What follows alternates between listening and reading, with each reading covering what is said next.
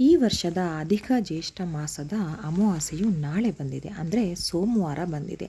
ಹಾಗಾಗಿ ಈ ಒಂದು ಅಮಾವಾಸ್ಯೆಯನ್ನು ಸೋಮಾವತಿ ಅಮಾವಾಸ್ಯೆ ಅಂತ ಹೇಳಲಾಗುತ್ತೆ. ಈ ಒಂದು ಅಧಿಕ ಜ್ಯೇಷ್ಠ ಮಾಸದಲ್ಲಿ ಪೂಜೆ ಪುನಸ್ಕಾರಗಳು, ದಾನ ಧರ್ಮಗಳಿಗೆ ಅದರದ್ದೇ ಆದ ವಿಶೇಷತೆಗಳಿರುತ್ತೆ. ಹಾಗೆ ಒಳ್ಳೆಯ ಫಲಗಳು ಕೂಡ ಇರುತ್ತೆ. ಹಾಗಾದರೆ ನಾಳೆ ಅಂದರೆ ಸೋಮವತಿ ಅಮಾವಾಸ್ಯೆ ದಿನ ಏನು ವಿಶೇಷತೆ ಇದೆ ತಿಳ್ಕೊಳ್ಳೋಣ ಬನ್ನಿ. ಅಮಾವಾಸ್ಯೆ ಸೋಮವಾರ ಬರೋದು ಬಹಳನೇ ಶ್ರೇಷ್ಠ. ಇಷ್ಟೊಂದು ಕಾರ್ಯಗಳು ಯಶಸ್ವಿಗೊಳ್ತವೆ ಅಂತ ಹೇಳ್ತಾರೆ.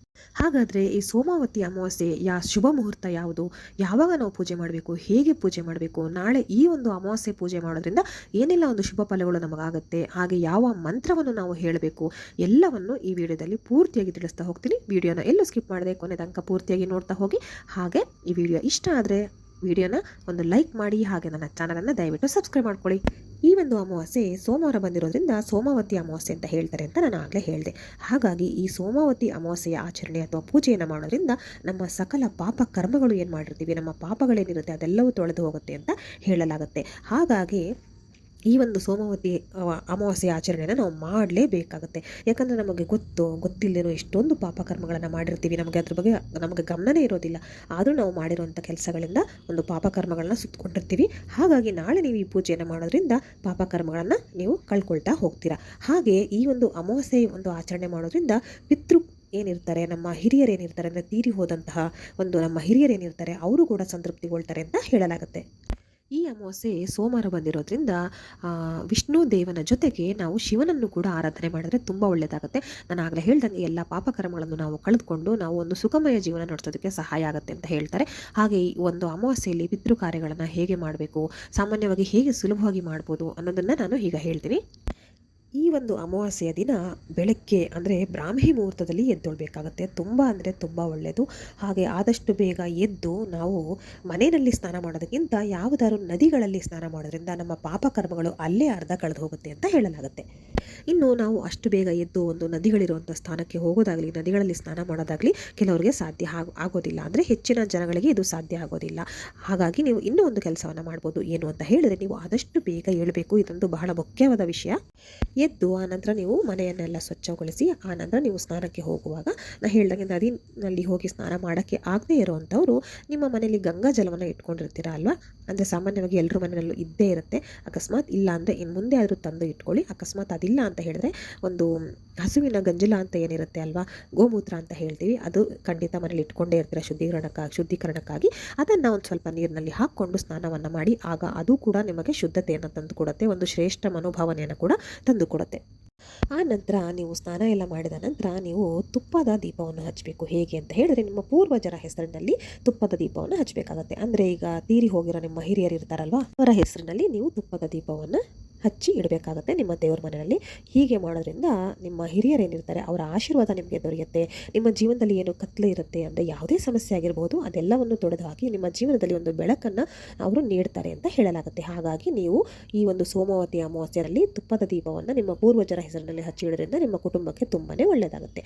ಆ ನಂತರ ನೀವು ನಿಮ್ಮ ಹಿರಿಯರಿಗೆ ತರ್ಪಣವನ್ನು ಕೊಡಬೇಕಾಗತ್ತೆ, ಅಥವಾ ತರ್ಪಣವನ್ನು ನೀಡಬೇಕಾಗತ್ತೆ. ಈ ಒಂದು ಕೆಲಸವನ್ನು ನಿಮ್ಮ ಮನೆಯಲ್ಲಿ ಯಾರು ನಿಮ್ಮ ಮನೆಯಲ್ಲಿ ಯಜಮಾನ ಅಂತ ಯಾರಿರ್ತಾರೆ, ಅಥವಾ ನಿಮ್ಮ ಮನೆಯಲ್ಲಿ ಹಿರಿಯರು ಅಂತ ಯಾರಿರ್ತಾರೆ, ಅಂದರೆ ಗಂಡಸು ನಾನು ಹೇಳ್ತಾ ಇರೋದು, ಅವರು ಈ ಒಂದು ಕೆಲಸವನ್ನು ಮಾಡಬೇಕಾಗತ್ತೆ. ಕೆಲವರು ಒಂದು ಪುಣ್ಯಕ್ಷೇತ್ರಗಳಿಗೆ ಹೋಗಿ ಈ ಒಂದು ರೀತಿಯ ತರ್ಪಣಗಳನ್ನು ಹಿರಿಯರಿಗೆ ಅರ್ಪಿಸೋದಿರುತ್ತೆ. ಅಂಥ ಕ್ಷೇತ್ರಗಳಿಗೆ ತೆರಳಿ ಅಲ್ಲಿ ಇದನ್ನು ಮಾಡ್ತಾರೆ.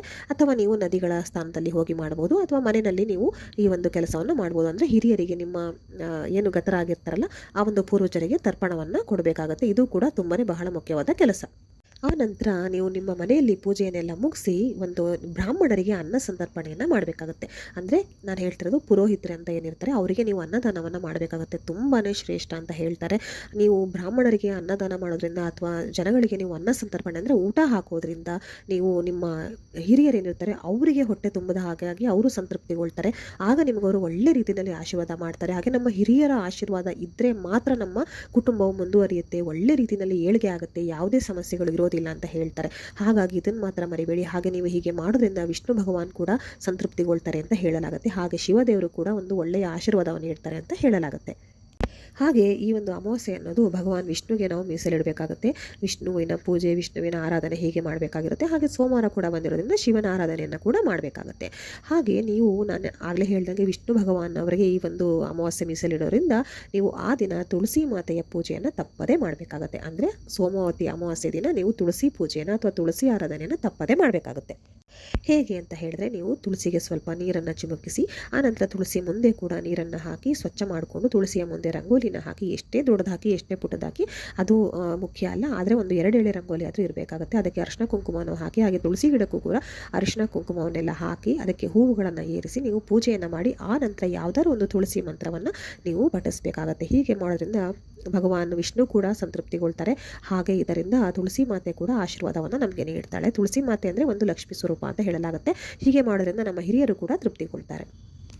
ಹಾಗೆ ನಾನು ಪೂಜೆಯ ಸಮಯವನ್ನು ಈಗ ತಿಳಿಸ್ತೀನಿ, ಯಾವ ಸಮಯದಲ್ಲಿ ನೀವೊಂದು ಈ ಒಂದು ಪೂಜೆಯನ್ನು ಮಾಡಬೇಕಂತ. ಈ ಒಂದು ಸೋಮವತಿ ಅಮಾವಾಸ್ಯೆಯ ತಿಥಿಯೇ ಶುರುವಾಗೋದು ಇಂದು ಅಂದರೆ ಭಾನುವಾರ ಇಂದಿನ ಮಧ್ಯಾಹ್ನ 12 ಗಂಟೆ 10 ನಿಮಿಷಕ್ಕೆ ಈ ಒಂದು ಸೋಮವತಿ ಅಮಾವಾಸ್ಯೆಯ ತಿಥಿ ಶುರುವಾಗಿದೆ. ಹಾಗೆ ಇದು ಕೊನೆಗೊಳ್ಳುವಂಥದ್ದು ನಾಳೆ ಅಂದರೆ ಸೋಮವಾರದ ಬೆಳಗ್ಗೆ 8 ಗಂಟೆ 24 ನಿಮಿಷಕ್ಕೆ ಕೊನೆಗೊಳ್ಳುತ್ತೆ. ಇದು ಪೂರ್ತಿ ದಿನ ನಮಗೆ ಸಿಗೋದ್ರಿಂದ ನೀವು ಯಾವ ಮುಹೂರ್ತದಲ್ಲಿ ಬೇಕಾದರೂ ಪೂಜೆಯನ್ನು ಮಾಡಬಹುದು. ಆದರೆ ನೀವು ಬೆಳಗ್ಗೆ ಆದಷ್ಟು ಬೇಗ ಬ್ರಾಹ್ಮಿ ಮುಹೂರ್ತ ಆಗಿರ್ಬೋದು ಅಥವಾ ಅದಕ್ಕಿಂತ ಒಂದು ಸ್ವಲ್ಪ ಲೇಟ್ ಆದರೂ ಪರವಾಗಿಲ್ಲ, ಒಟ್ಟಿನಲ್ಲಿ ಎಷ್ಟು ಬೇಗ ನೀವು ಈ ಪೂಜೆಯನ್ನು ಮಾಡ್ತೀರಾ ಅಷ್ಟು ನಿಮಗೆ ಒಳ್ಳೆಯ ಫಲಗಳನ್ನು ನೀವು ನಿರೀಕ್ಷಣೆ ಮಾಡಬಹುದು. ಹಾಗಿದ್ರೆ ನೀವು ಯಾವ ಮಂತ್ರವನ್ನು ಜಪಿಸಬೇಕು ಈ ಒಂದು ಸಮಯದಲ್ಲಿ, ಈ ಒಂದು ಅಮಾವಾಸ್ಯೆ ದಿನ ಅಂತ ಹೇಳಿದ್ರೆ, ನೀವು ಒಂದೇ ಒಂದು ಸಾಲು ಅಂದರೆ ಓಂ ನಮಃ ಶಿವಾಯ, ಇದೊಂದು ಮೂಲ ಮಂತ್ರ ಅಂತಲೇ ಹೇಳ್ಬೋದು ಶಿವನಿಗೆ. ಅಷ್ಟು ಒಂದು ವಿಶೇಷವಾದ ಮಂತ್ರ. ಓಂ ಅನ್ನೋ ಪದದಲ್ಲೇ ಇಡೀ ಜಗತ್ತೇ ಇದೆ ಅಂತ ಹೇಳಲಾಗುತ್ತೆ. ಹಾಗಾಗಿ ಓಂ ನಮಃ ಶಿವಾಯ ಅಂತ ಹೇಳಿ 108 ಬಾರಿ ಕನಿಷ್ಠ ಪಕ್ಷ ಅದನ್ನು ನೀವು ಪಠನೆ ಮಾಡಲೇಬೇಕಾಗುತ್ತೆ. ಇದನ್ನು ಹೀಗೆ ನೀವು ಪಠಿಸೋದ್ರಿಂದ ತುಂಬಾ ಒಳ್ಳೆಯದಾಗುತ್ತೆ. ಹಾಗಾದರೆ ನೀವು ಪಿತೃಗಳಿಗೆ ಒಳ್ಳೆಯ ದಿನ, ಪಿತೃಗಳಿಗೆ ಒಂದು ಸಂತೃಪ್ತಿಯನ್ನು ಮಾಡುವಂಥ ದಿನ ಅಂತ ಹೇಳಿದೆ. ಆಗಲೇ ಹೇಳಿದಾಗೆ ತರ್ಪಣಗಳನ್ನು ನೀವು ನೀಡ್ಬೋದು. ಅದು ಬಿಟ್ಟು ಬೇರೆ ಏನು ಮಾಡಿದ್ರೆ ನೀವು ಪಿತೃಗಳು ಒಂದು ತೃಪ್ತಿಗೊಳ್ತಾರೆ ಅಥವಾ ಅವರ ಆಶೀರ್ವಾದ ನಮಗೆ ಸಿಗುತ್ತೆ, ಯಾವ್ಯಾವ ವಸ್ತುಗಳನ್ನು ದಾನ ಮಾಡಬೇಕು ಅನ್ನೋದನ್ನು ನಾನು ಈಗ ಹೇಳ್ತಾ ಹೋಗ್ತೀನಿ. ಮುಖ್ಯವಾಗಿ ಕಪ್ಪು ಎಳ್ಳನ್ನು ದಾನ ಮಾಡೋದ್ರಿಂದ ಪಿತೃಗಳು ಬಹಳನೇ ತೃಪ್ತಿಗೊಳ್ತಾರೆ ಅಂತ ಹೇಳಲಾಗುತ್ತೆ. ಹಾಗೆ ಕಪ್ಪು ಎಳ್ಳು ಅಂತ ಹೇಳಿದ್ರೆ ನೀವು ಬೇರೆಯವ್ರ ಮನೆಗೆ ಆ ರೀತಿ ಕೊಡೋದಂಥದ್ದಲ್ಲ, ದೇವಸ್ಥಾನಕ್ಕೆ ಹೋಗಿ ನೀವೊಂದು ಈ ಕಪ್ಪು ಎಳ್ಳನ್ನು ದಾನ ಮಾಡಬೇಕಾಗತ್ತೆ. ಅಂದರೆ ಅಲ್ಲಿ ಪುರೋಹಿತರು ಏನಿರ್ತಾರೆ ಅಥವಾ ಬ್ರಾಹ್ಮಣರು ಏನಿರ್ತಾರೆ ಅವರಿಗೆ ನೀವು ಈ ಒಂದು ಕಪ್ಪು ಎಳ್ಳನ್ನು ದಾನ ಮಾಡಬೇಕಾಗತ್ತೆ. ಅಥವಾ ಅದರ ಜೊತೆಗೆ ಎಳ್ಳೆಣ್ಣೆ ಕೂಡ ನೀವು ಕೊಟ್ಟರೆ ತುಂಬ ಒಳ್ಳೆಯದು. ಅದು ಬಿಟ್ಟು ಹಾಲು, ಹಣ್ಣು, ಮೊಸರು ಹಾಗೆ ಬೇಳೆಕಾಳುಗಳನ್ನು ಕೂಡ ನೀವು ದಾನ ಮಾಡೋದ್ರಿಂದ ಬಹಳ ಶ್ರೇಷ್ಠವಾದ ಫಲಗಳನ್ನು ನೀವು ನಿರೀಕ್ಷಣೆ ಮಾಡ್ಬೋದು. ಹಾಗೆ ನೀವು ಬಡವರು ಬಗ್ಗರು ಅಂತ ಯಾರಿರ್ತಾರೆ ಅವರಿಗೆ ನೀವು ಬಟ್ಟೆಯನ್ನು ಕೂಡ ದಾನ ಮಾಡ್ಬೋದು, ಹಾಗೆ ಹಾಲನ್ನು ಕೂಡ ದಾನ ಮಾಡ್ಬೋದು. ಹೀಗೆಲ್ಲ ಮಾಡೋದ್ರಿಂದ ನಿಮ್ಮ ಹಿರಿಯರು ಸಂತೃಪ್ತಿಗೊಳ್ತಾರೆ. ಹಾಗೆ ಭಗವಾನ್ ವಿಷ್ಣು ಏನಿರ್ತಾರೆ ಅವರು ಸಂತೃಪ್ತಿಗೊಳ್ತಾರೆ. ಹಾಗೆ ನಿಮ್ಮ ಏನು ಕುಲದೇವರು ಅಂತ ಏನಿರುತ್ತೆ ಅದು ಕೂಡ ನಿಮಗೆ ಒಳ್ಳೆ ರೀತಿ ಒಂದು ಆಶೀರ್ವಾದ ಮಾಡುತ್ತೆ. ನಿಮ್ಮ ಕುಟುಂಬಕ್ಕೆ ಒಳ್ಳೆತನ ಮಾಡುತ್ತೆ. ನಿಮ್ಮ ಮುಂದಿನ ಒಂದು ಜನಾಂಗಗಳು ಏನಿರುತ್ತೆ, ನಿಮ್ಮ ಕುಟುಂಬ ಮುಂದುವರಿಯುತ್ತಲ್ಲ ಅವರಿಗೂ ಕೂಡ ಆಶೀರ್ವಾದ ದೊರೆಯುತ್ತೆ ಅಂತ ಹೇಳಲಾಗುತ್ತೆ. ಹಾಗಾದರೆ ನಾಳೆ ಯಾರು ಕೂಡ ಈ ಒಂದು ಅಮಾವಾಸ್ಯೆಯನ್ನು ಆಚರಣೆ ಮಾಡೋದನ್ನು ತಪ್ಪಿಸ್ಬೇಡಿ. ಪ್ರತಿಯೊಬ್ಬರೂ ಕೂಡ ಮಾಡಿ. ಹಾಗೆ ನಿಮ್ಮ ಕುಟುಂಬಕ್ಕೆ ಒಂದು ಹಿರಿಯರಿಂದ ಆಶೀರ್ವಾದನ ಪಡ್ಕೊಳ್ಳಿ, ದೇವರಿಂದ ಕೂಡ ಆಶೀರ್ವಾದವನ್ನು ಪಡ್ಕೊಳ್ಳಿ. ಈ ಅಮಾವಾಸ್ಯೆಯ ಬಗ್ಗೆ ಇನ್ನೂ ಹೆಚ್ಚು ವಿವರಣೆಗಳು ಬೇಕಿದ್ದಲ್ಲಿ ಅಂದರೆ ದಾನ ಧರ್ಮ ಹೇಗೆ ಎತ್ತ ಅಂತ ನನ್ನ ಮುಂದಿನ ವಿಡಿಯೋಗಳನ್ನು ದಯವಿಟ್ಟು ಕಾದು ವೀಕ್ಷಿಸಿ. ಧನ್ಯವಾದಗಳು.